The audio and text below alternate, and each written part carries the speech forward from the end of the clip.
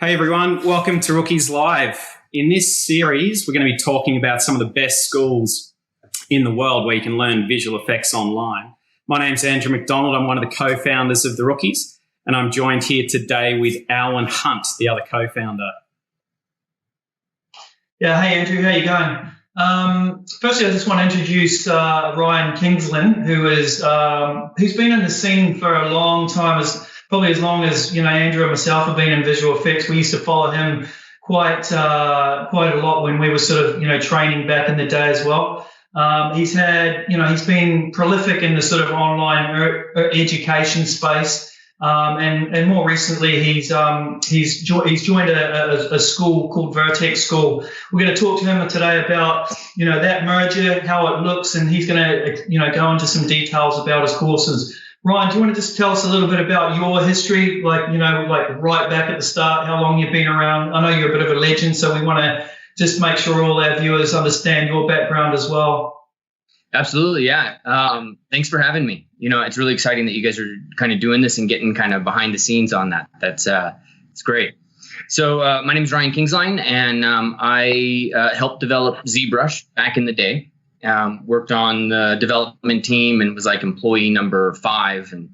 And my initial foray into the industry was really just focused on digital sculpting and helping that transformation really take hold.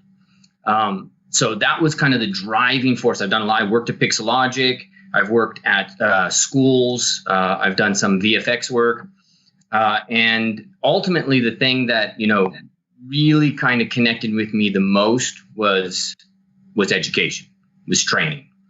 And I've fought it a bit over the years because, part of me wants to go and just sculpt, like disappear to an island in Mallorca and just like play in mud. But I always come back and, teaching and helping people grow has been a big focus for a while. So I started a company called ZBrush Workshops.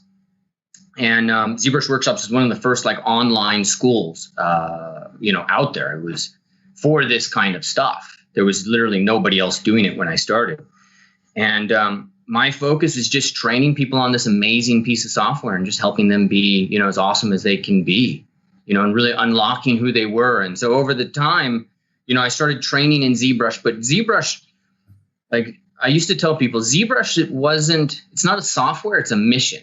Right. And I know Ofer Alon, the head developer, and it's a mission to really free artists. That mission is what I really wanted to continue as I developed training and developed my own companies, to really just help artists understand that, the software is a part of it, but the part that really matters is what do you bring to the table? Where is your ideas coming from?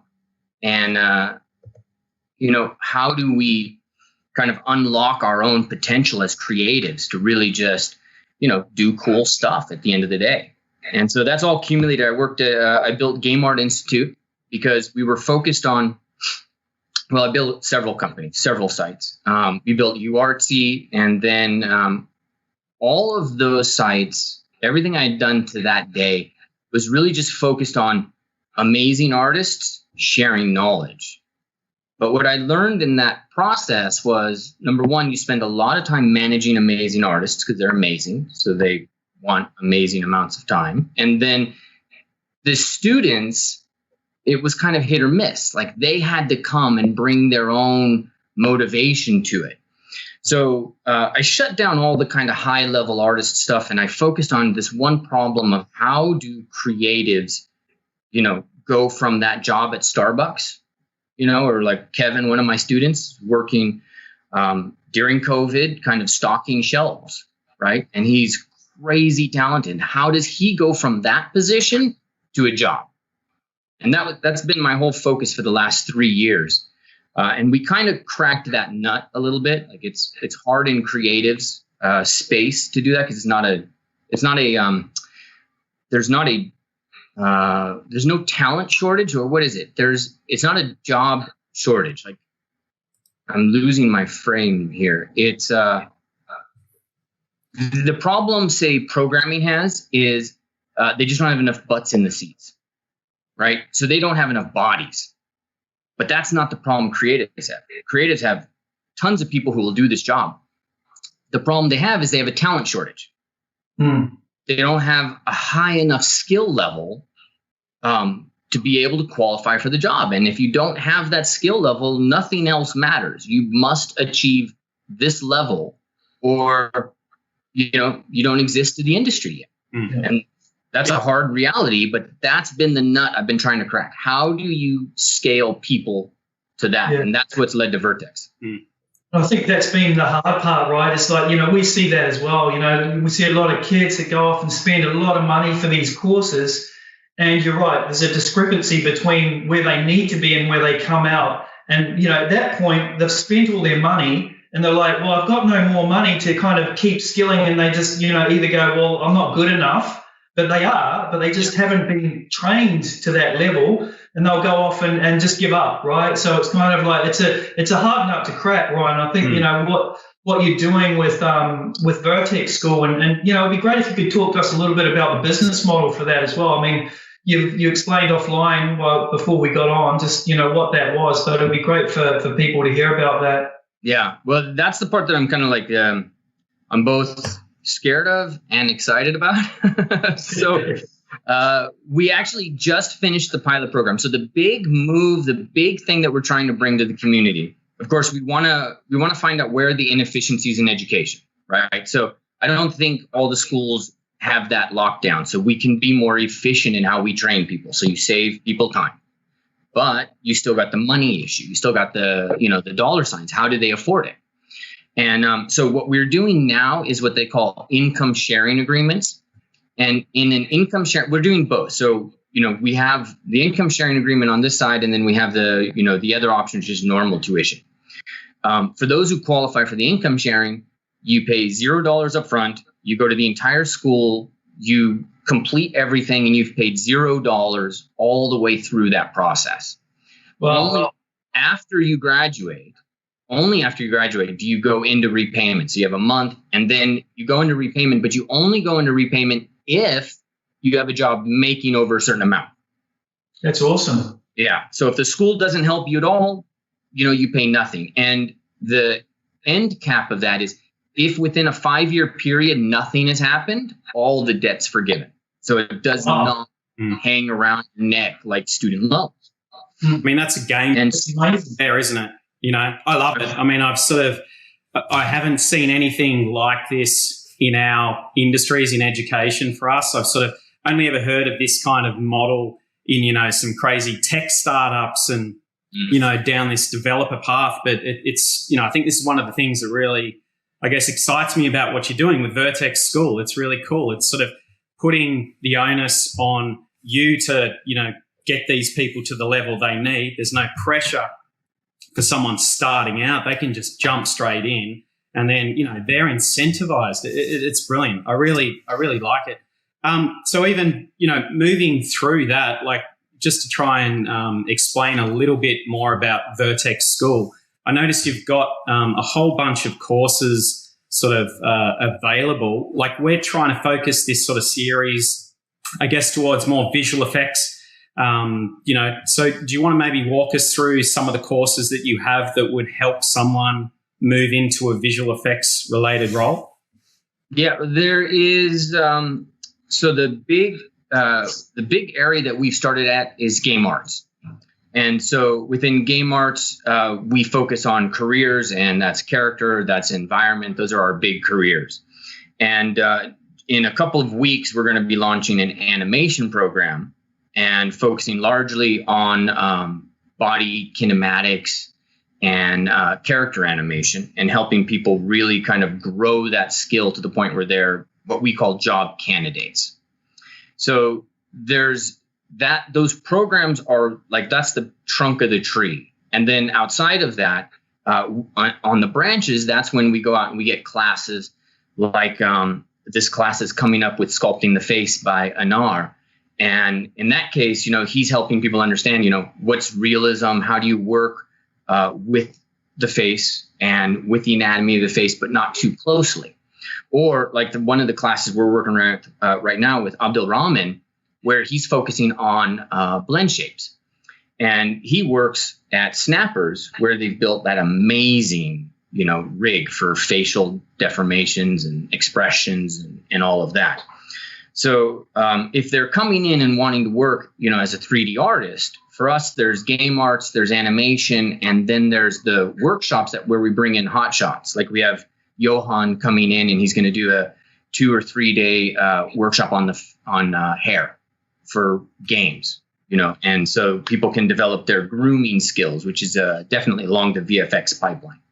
Yeah, it's interesting because it's like, even when we talk about games and visual effects, it's like, the way that we're seeing it is that, these kind of industries are merging and artists are now being able to sort of transcend across the different industries. It's really, it comes down to the software and going, well, if I know ZBrush and I know Maya, well, I can actually work in both these fields, right? So even doing a games course like some of your fundamentals and foundation courses is a really good, it's a good path even to get into visual effects, right? So it's like, it's not, you don't have to go and just study this to get into games or study this to get into visual effects.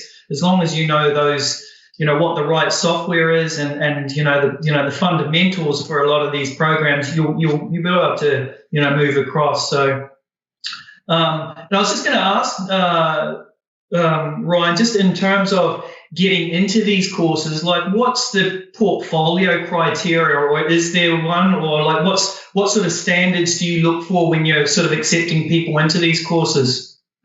Well, if I can backtrack on the note that you just made before, like about games and VFX, we made a very strategic decision to focus on real time, and because and I think that's bearing out now. It's like Unreal Engine is becoming, the engine for a lot of stuff.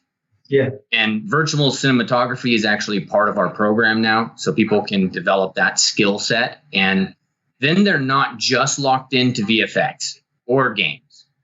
They can go and a lot of the job reports that I'm seeing now talk a lot about hybrid jobs being kind of like key to the future. And so we want to create, people that have a broad skill set but are awesome in one thing, and that's kind of been our focus for a bit.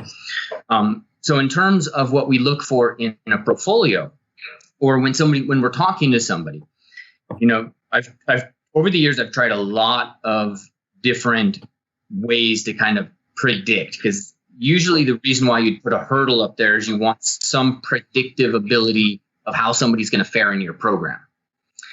And sometimes that has a lot to do with the program itself and what the program itself is able to do and how what its focus is. So since we've kind of focused the program on unlocking people, we actually have kind of a unique advantage where I don't really look for rock stars to come in, because I'm kind of not interested in rock stars. I'm interested in the people who are right at the edge of being a rock star and they just need something to change. And so, for example, in the last rookies, Julie made it up on your guys' list. Yeah. And Julie was one of those examples of somebody who was right at the cusp, right? And what she needed to do was focus on the work, grind on the work, and build this like capacity inside herself to just grind.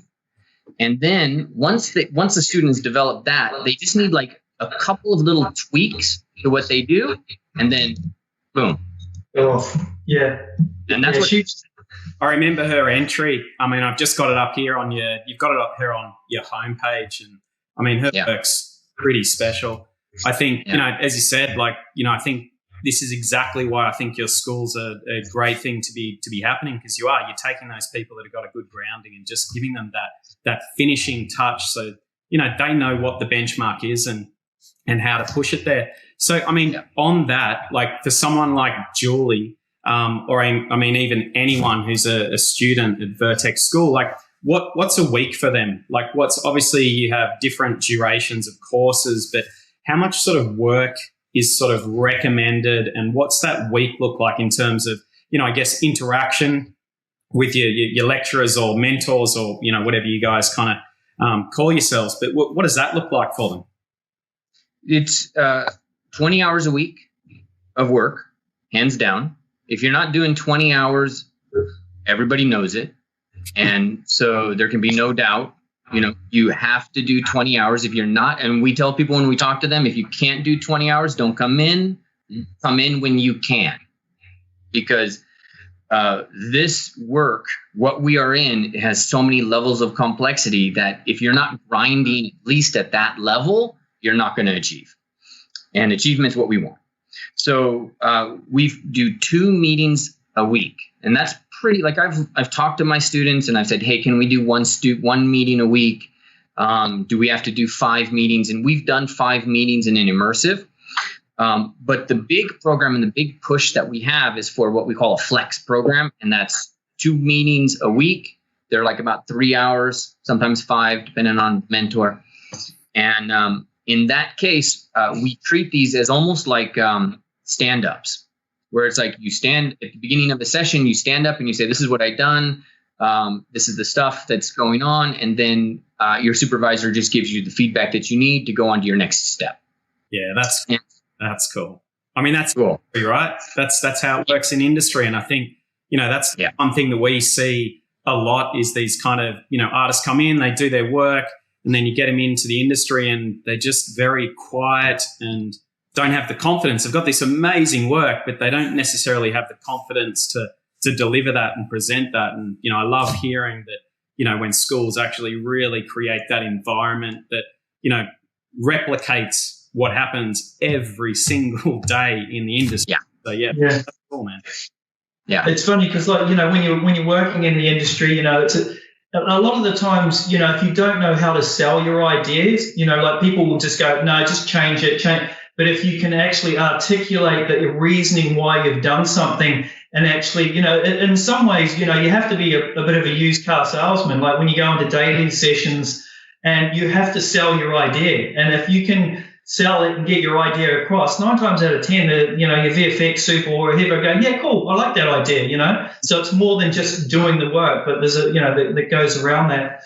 Yeah. I just wanted to ask, look, Ryan, you mentioned before about, real-time technology and Unreal and all that sort of stuff. So what other sort of software are you guys, what's the sort of core software that you're teaching there or within the classes? Well, so in our animation program, focus on Maya, because that's, that's the home for all of that stuff. We've looked at Blender, and I'm crazy excited about Blender, but I'm waiting for the adoption to get there. Yeah. And in terms of the game platform, like the big element that we're pushing on right now is Unreal. But outside of that, we believe in like a core foundation. So you have to understand PBR so that you can just make your own stuff.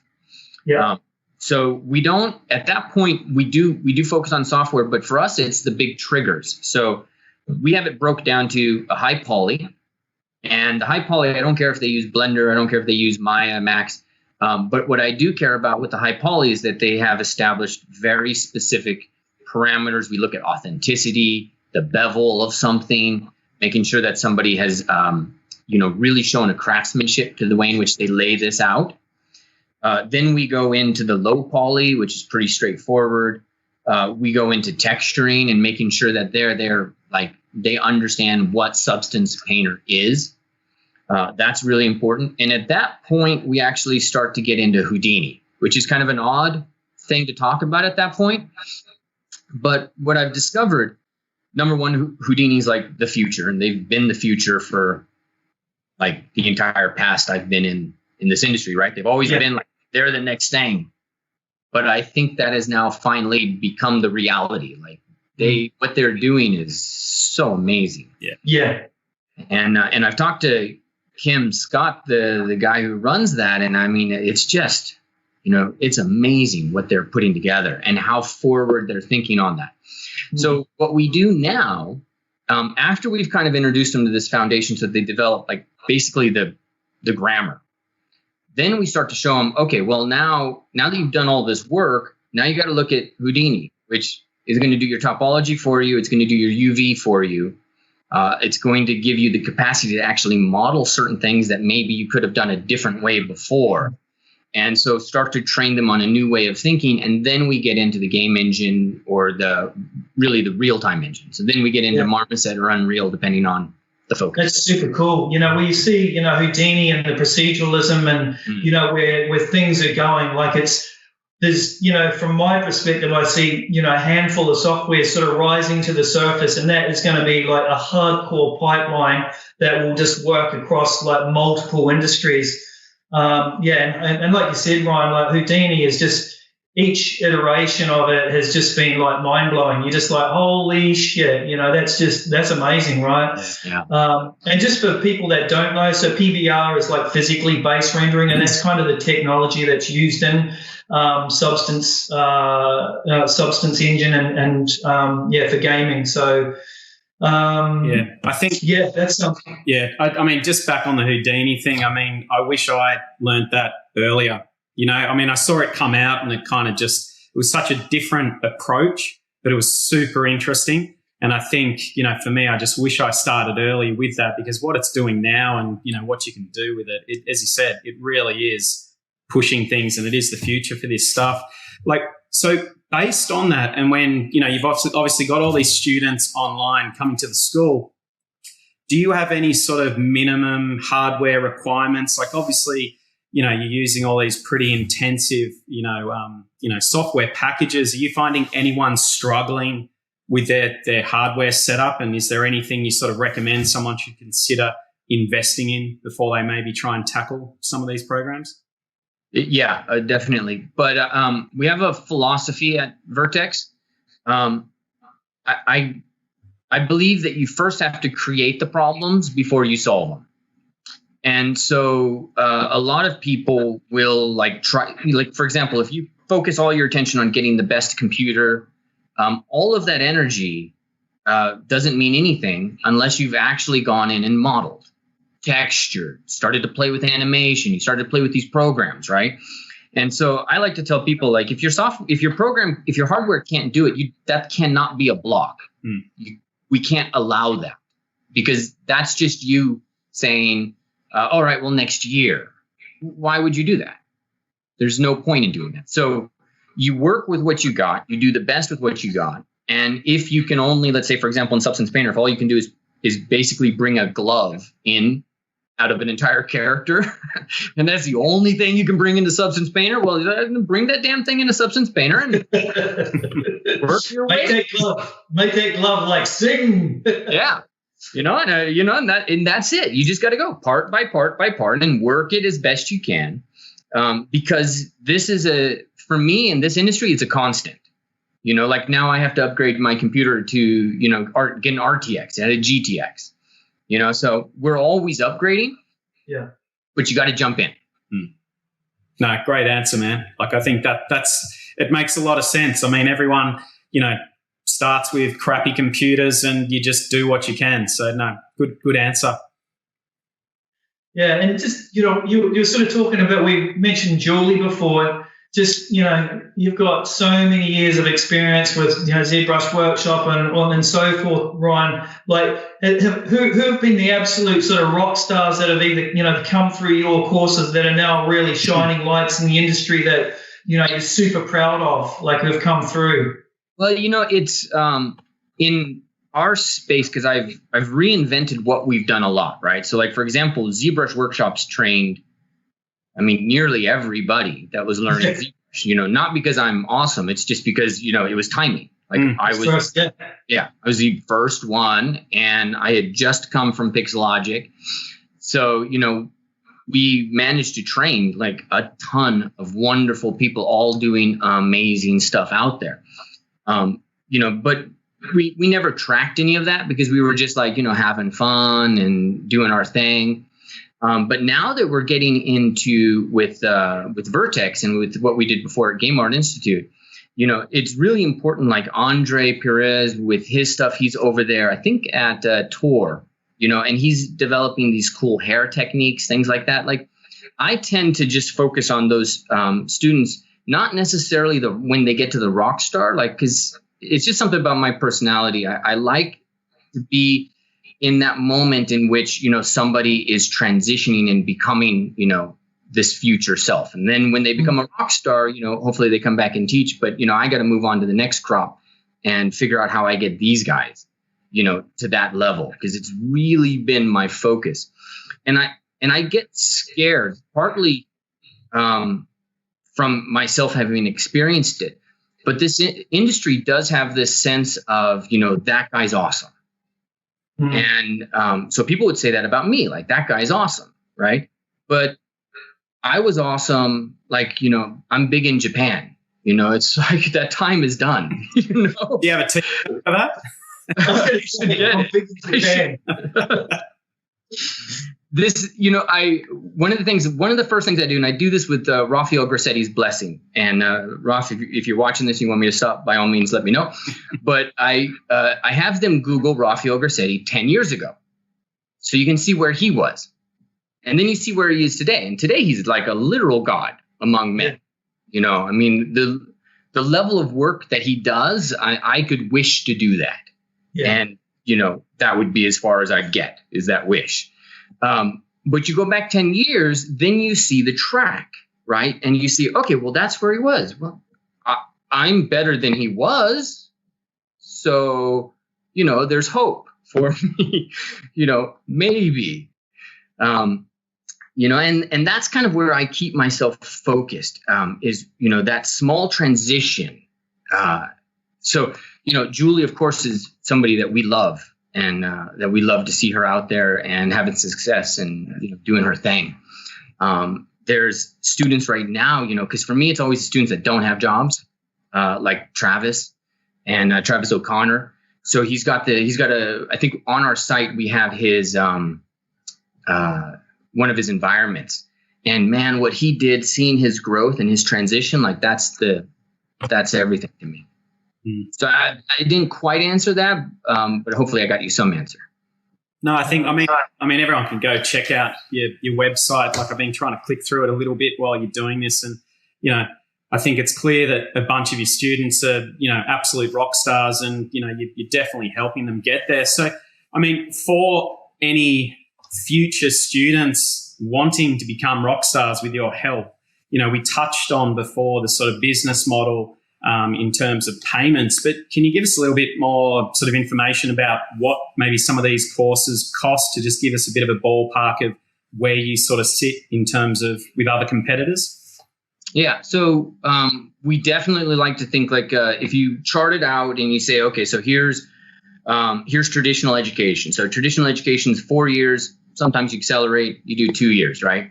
Somewhere around 120,000, sometimes even more, down to somewhere around 60,000, right?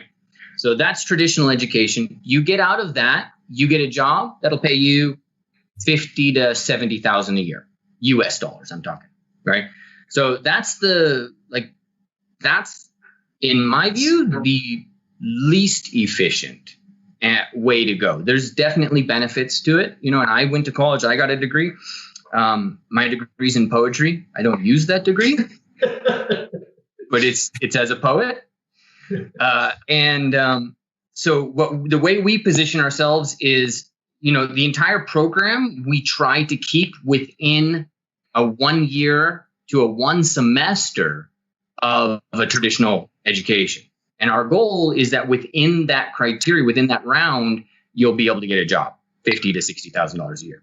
So we're kind of close, but let's say if you go into a full, if I remember right, the Game Art Institute or the Game Arts programs somewhere around 6,000 for the 9 months of it, and the animation is following the same model. Those are, of course, the prices today, and those are just as they get more proven success, they just go up. When we go into the ISA, there's always a multiplier because of the time in which there's zero payment. There's always a multiplier on what that is. And, that changes. So does that help? Yeah, that explains it really well. I was just going to ask, is there a cap on the number of students that you intake for each of the courses, Ryan? Yeah. So we think of it in terms of cohorts. And once you get over 15 in a cohort, that's trouble. That's hard. There can be benefits with the students because there can be great energy, but the mentor is going to lose their mind. So we try to keep it somewhere between 10 and 15. That's my ideal number. Sometimes we scale that. So we'll have, like, say in one part, we'll bring multiple cohorts together. And then as they go through, then we pull them out and send them off with their mentors and go from there. Yeah, cool. And just in terms of the mentors, like, how do you select them? Or like, is there a criteria that they have to meet before they can become a mentor or instructor? What's that level? Well, it's whoever I can beg, number one. Because in this industry, once you get there, you're busy, right? Yeah. Can you but normally I just advice on how you bait everyone? That might help us a little bit. Yeah, yes, I can do that. It's please. And the key thing for us is the desire to teach, right? Because I've worked with people who it was more of a revenue thing. So it was the money was more important to them, which I understand. They got families and they want to capitalize on all this fame that they have. I get that. But we focus on the people that really are trying to give back and really just want to teach. And then once that happens and they want to teach, then we just want to make sure that they're at a certain kind of caliber in their career. So they've worked at AAA studios because that's where these guys want to work. So we need to make sure that that's in effect. And then just with those two, I think we kind of lock it in. AAA, make sure the focus is teaching and that they're ready to give to the students because, the students are everything here. No, that's good advice, man. Look, even on that, we always try and, ask everyone sort of what advice they would actually give aspiring artists. Obviously, when you've got students with you at your school, like you're having that one-on-one time to really help guide them through and kind of get them out the other end. But for sort of someone starting out, someone who is kind of a rookie, what advice would you actually give them to kind of get to their sort of career goals? I tell the students a lot that, I got really lucky in my career. And I'm keenly aware of that. Ofer Alon saw something I wrote, and it was just a review of ZBrush that I wrote. He liked it. Meets Meyer was my teacher. They talked to Meets Meyer, and next thing you know, I got this job. Random as hell. And then not only that, but ZBrush ended up changing the industry, and I got to ride that wave. And so I got lucky, but there was a system that worked for me. And so now the big thing that I try to impart in everybody, whether they come to this school or not, if I'm talking to them on social media or something like that, you have to understand that this industry, it changes so fast that that's actually your superpower. And that's the big mistake I find a lot of artists make is they're like, okay, I'm going to get aspiring artists. I'm going to get really good at this one thing. And by the time you got really good at that one thing, nobody cares. Right? So like, for example, if I was to go out and I don't teach ZBrush on the same level that I used to, but if I was to go teach ZBrush today, I would be in a sea of people teaching ZBrush. And that's the same thing as if I wanted to be a contractor and be like, hey, I want to sculpt for you guys. If I want to be a digital sculptor, that industry now is a red ocean.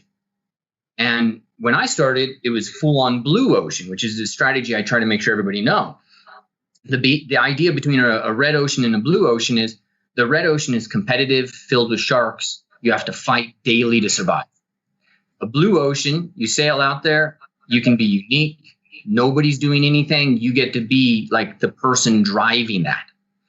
And the beauty of this industry is every 5 years, it's a blue ocean. And if you remember that and think about that, you can see it. And so your success is not going to come from all the small things you master today per se, although that's important. It's going to come in the strategy. So if you're starting out today and you're looking at ZBrush and you're like, oh, ZBrush is amazing. I love ZBrush. Well, those days are gone. I would not ride that wave today. And I remember I did this one video and I said, is ZBrush dead? And I got hate mail like I'd never got before of people saying, what are you saying, Ryan? And all this stuff. And, I get it, right? But if I was competing today, I would not enter into the ZBrush space. What I would do today is look, what is the wave that's coming? Mm-hmm. And what can I get on that's going to propel me forward? And that's proceduralism. That's the big ticket, right? Like I was just talking to Freak and did a podcast with him, which I don't think we've released yet. But he was working in games as a procedural artist in Houdini. He was recruited by Apple. You can't say what he worked on, but it had something to do with transportation. And then now he's at Applied Intuition. And the salary from games to that, the multiplier on that, was huge. Yeah. It was more than double what he was making in games. And it happened instantly as soon as he changed industries. And so if I was doing today, if I was starting out, if I'm a rookie and I'm going, I'd say, okay, what are the waves that are happening? And this is multiple parts. So you have to excuse me if I get a little detailed, but it's like, this is one of my favorite things to say is because if you do this part right, you get your entire life built for you. Mm-hmm. But you gotta plan it. And so on one level, what's the software that's going to change the world in 3 years? Because there is a piece of software that's going to do that. And so that piece of software is most likely Houdini. It could be Unreal Engine. I'm 50-50, And then what are the ways to package that is going to help position you for what you want to do? Because there's nothing worse than getting the job that you actually hate. And that's one of the things that happened to me. I got successful doing something and then I didn't like doing it anymore. And then, oh my God, right? That's a whole different order and magnitude of pain. So, what are you interested in doing? And so at Vertex, one of the first things we do is we ask people to identify their North Star. And we say, okay, where do you want to go? Do you want to go to Blizzard? Because if you want to go to Blizzard, why are you doing this Houdini environment that's photoreal? You're just wasting your time. You want to go to Naughty Dog? Well, if you want to go to Naughty Dog, why are you over here doing some stylized thing? Like they don't care. So you get efficient about your activities. You know where your North Star is. And the good thing about a North Star is you might want, Naughty Dog, but hey, you'll take this studio or you'll take that studio, right? You'll take that version of Ubisoft. You'll take Ubisoft over there because they're like everywhere on the planet now, So, you got a lot of potential. So know where your North Star is and then figure out that tech, that thing that's changing the industry that you can ride into it. That's the most important thing. After that, yeah, sorry. I'll tell you one more. Go for it. Okay. So after that, the other thing is you have to commit to this industry as what I call a threshold industry, which means time is irrelevant. If it takes you 30 seconds to create crap, great. I really don't care. If it took you 6 months to do something beautiful, great. That I care about. Let's get that time down, but now I have a conversation with you. But instead of creating a bunch of lunch crunch and a bunch of quick things and focusing on getting stuff done timely, there's only one thing in this industry that matters, in my opinion, and that's quality. If you don't have quality, you're not in the room.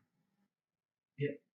Mate, that is the most solid advice that I've heard for a very long time, Ryan. And it's like, I have to agree and back that up, and it goes back to something you said before about, hybrid jobs and everything you said is bang on, from my perspective and where I see it all going as well. It's exactly right. You look at, these new, you got to look because it's a golden time for us right now in this industry with streaming TV and all these new industries that are now adopting 3D. I think the problem or some of the issues that students, pigeonhole themselves into, I need to get into games or I need to get into visual effects. But actually, if you step out of that bubble, there is going to be so many more opportunities in so many other industries that like you said, the potential in some of these other industries are going to be a lot greater than what you would get paid in games or in visual effects. So, it's that sound advice, Ryan. Really loved it. Awesome. Thanks. We actually call it creative tech because I've searched for a while because, I went to the Founders Institute. I built I just worked my butt off on the business.